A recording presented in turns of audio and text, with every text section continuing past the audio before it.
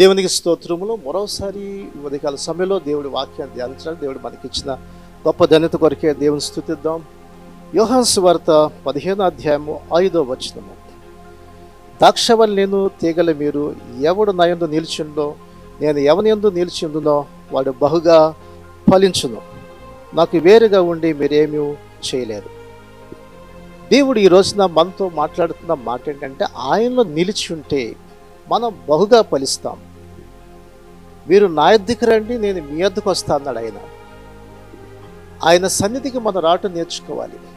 ఆయన సన్నిధికి వచ్చినప్పుడు, ఆయనతో ఉన్నప్పుడు మనం ఫలిస్తాం. యేసోబు ఫలించడు కొమ్మ, అది ఓట యొద్ద ఫలించడు కొమ్మ అన్నాడు. అది గోడ మీదకి ఎక్కి తన రెంపలు వ్యాపించింది, అది ఫలించింది.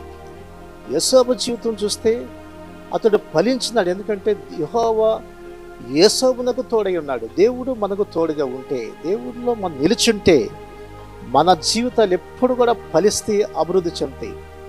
మీరు నాకు వేరుగా ఉండి ఏమీ చేయలేదన్నారు. దేవునికి వేరుగా ఉంటే, లోకానికి దగ్గర అయితే, పాపానికి దగ్గర అయితే జీవితం పాడైపోయి పతనమైపోతుంది. అందుకని యేసోబు పాపమునకు దూరంగా పారిపోయాడు. యేసోబు బానిసగా అమ్మబడినప్పుడు ఐగుప్తు దేశంలో ఆ పొతీఫరి ఇంట్లో ఉన్నప్పుడు ఆ పొతీఫరి భార్య అతని మీద సైనించాలని అనేక సార్లు అతని ప్రయత్నం చేస్తే, అయ్యో ఇట్టి ఘోరమైన దుష్కార్యం చేసి దేవుని దృష్టిలో ఎలాగ పాపం కట్టుకుంటానో ఆ పాపానికి దూరంగా పారిపోయినాడు.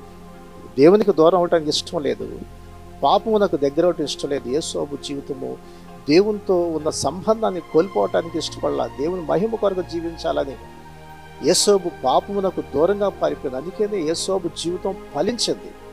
ప్రియ సహోదర సహోదరి, దేవునికి వేరుగా ఉండి మనం ఏం చేయగలము? దేవునికి దూరం అయిపోయి, పాపానికి దగ్గర అయిపోయి, లోకం దగ్గర అయిపోతున్నావు. చెడు వ్యసనాలకి, చెడు స్నేహితులకి నువ్వు దగ్గరైతే ఏమైతే నష్టపోతావు.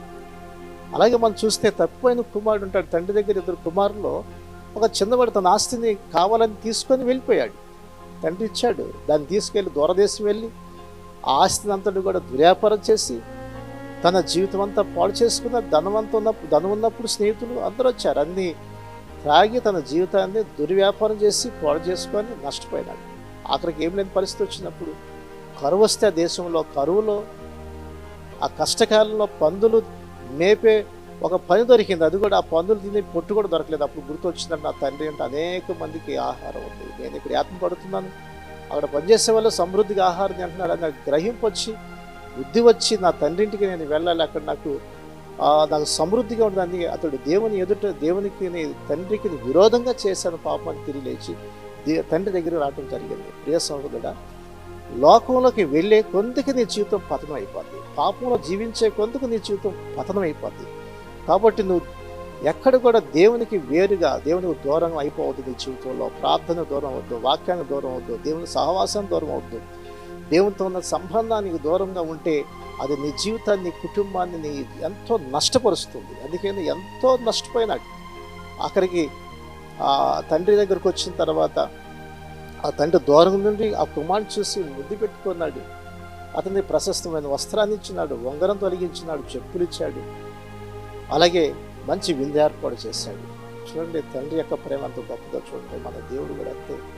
ఆయనలో నిలిచుంటే మన సమృద్ధి, మనం ఫలిస్తాం, అభివృద్ధి చెందుతాం. ఆయనకి వేరుండి దూరంగా వెళ్ళిపోతే జీవితం ఏమవుతుంది? అన్నీ కోల్పోతాం నీ జీవితంలో, అన్నీ నష్టపోతాం నీ జీవితంలో. కాబట్టి ఆయనకి వేరుండి మనం ఏమీ చేయలేం.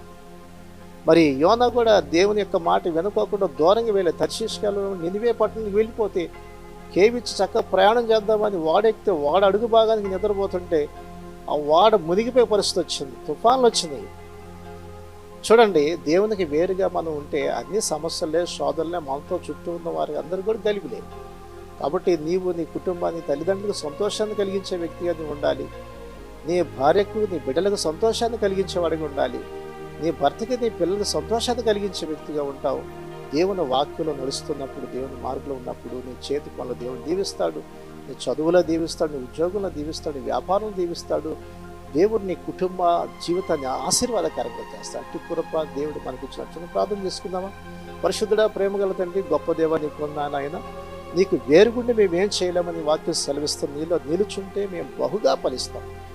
ప్రతి ఒక్కరు కూడా నీ సన్నిధిలో, నీ సహవాసం నిలబడేవారుగా, నీ మహిమ కొరకు జీవించేవారుగా, ఫలించేవారుగా, అభివృద్ధి చెందేవారుగా చేసి దీవించి ఆశీర్వదించి బలపరచమని యేసు నామమున అడుగుచున్నాం తండ్రి. ఆమేన్. ఆమేన్. ఈ శ్రేష్టమైన సందేశం మీకు దీవెనకరంగా ఉంటే 10 మందికి షేర్ చేయండి, లైక్ చేయండి, మంచి కామెంట్ పెట్టండి.